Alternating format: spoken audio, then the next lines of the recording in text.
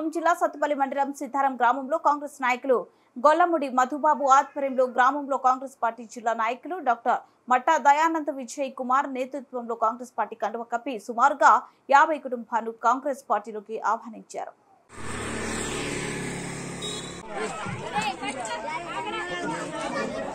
గొల్లముడి గోపి గారు, గొల్లముడి శివకుమార్ గారు, బసయ్య గారు రండి,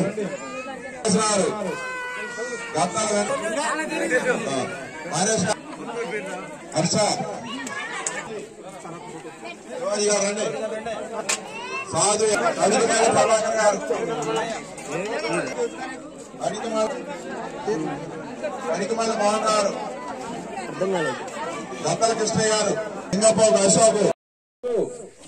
తెలంగాణలో కాంగ్రెస్ పార్టీ అధికారంలోకి వచ్చిన తర్వాత బలహీన వర్గాలకి ఎస్సీ ఎస్టీ బీసీలకు కూడా ఎప్పుడు అండగా ఉంటుంది. భవిష్యత్తులో కూడా కాంగ్రెస్ పార్టీ ఇచ్చిన హామీలని వాటిని కూడా పక్కాగా అమలు చేస్తారని తెలియజేస్తూ మరి ఇప్పుడు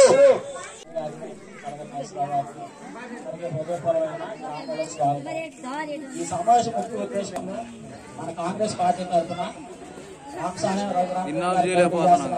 మరి రోజు కాన్వాయ్ వస్తున్న మనల్ని ఎన్నున్నారు గెలిపించుకోవాలి. ఆయన మనం గెలిపించడం అంటే ఎమ్మెల్యే గారిని మనం గెలిపించినట్లు మళ్ళీ, ఎందుకంటే మన పార్టీ ఎంత బలంగా ఉంది ఇక్కడ అనే దాన్ని బట్టి